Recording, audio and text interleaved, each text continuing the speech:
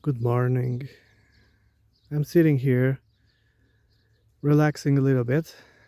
I guided my sheep back to the stables for the night, and I was here gathering my breath and decided to record some of my thoughts. I was listening to the internet. I'm not a specialist in anything. I'm not a doctor, not a specialist. I'm not trying to sell you or convince you of anything or change your mind. I was listening to this translator of ancient Pali and ancient Greek and stuff like that. And he was talking about the allegory of Buddha when he in the desert met Mara. He said, Buddha and Mara are one and the same person. Mara represents the shadow side that resides in each of us. The desert, it's a metaphor. Uh, when someone seeks solitude, refuge from the whole world, and in their solitude they have this inner monologue, this inner battle with the shadow side. And that's what it is, the metaphor of the desert. Mara and Buddha are one and the same. The same story is repeated with the Abrahamics when they talk about Jesus and Satan. It's the same story. Characters change their name, but it's the same thing. It's a inner battle. Satan and Jesus are one and the same. You know, Satan represents the shadow. Yeah, and in his solitude, he met this shadow self, and he battled this shadow self. This is, synonym of spiritual polarization. There's a spiritual struggle within us. You see, everybody, at least everybody, has a spiritual, polarization within. Uh, if you don't have it, then you are bliss. Some people call it an NPC. You just go along with everything and there's no inner struggle, you know. So, anyway, Satan and Jesus are one and the same person as well.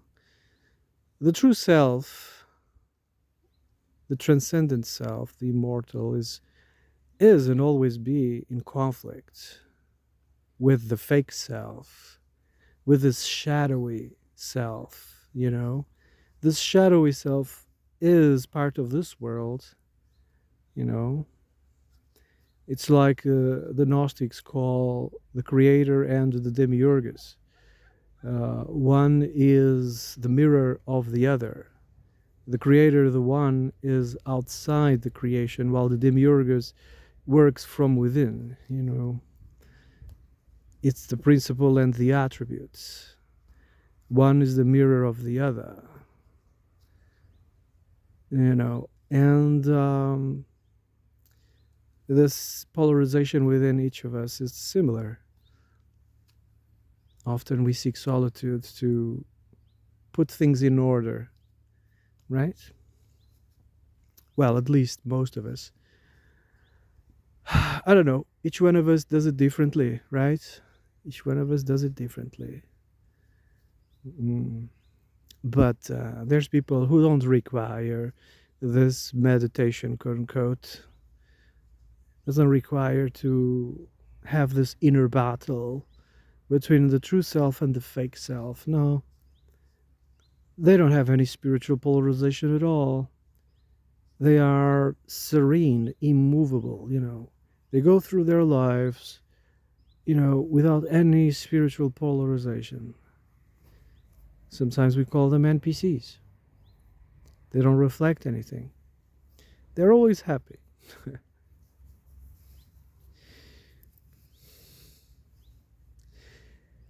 Now, this life is mainly pain, you know. Yes, there are moments that are awesome, but they are too far and few, you know. This life is mainly pain, sadness, misery. anger, and taxes and death. So, but for a lot of people, this doesn't mean anything to them. They are touched by bliss. They are oblivious, you know. They are oblivious. They just go with the flow, you know. All right.